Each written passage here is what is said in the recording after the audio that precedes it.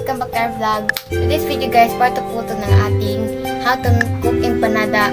Itong video na to, gagawa tayo ng ating dough ng ating last video. So, panoorin nyo na to, link in the description. So, let's start. Ito ay 2 cups of our all-purpose flour,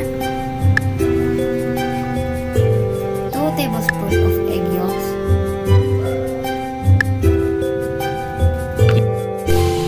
4 tablespoons of water with salt. Mix na po ang ating salt at water nito.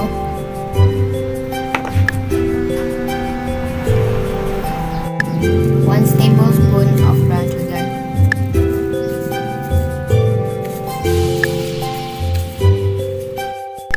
3 tablespoons of ating melted margarine.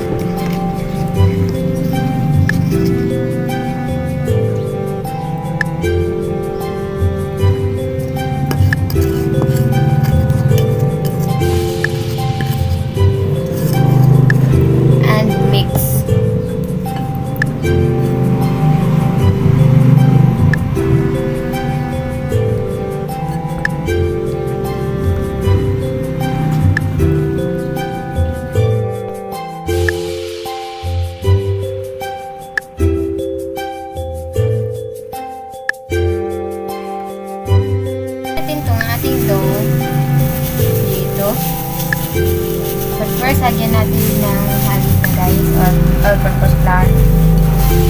And then,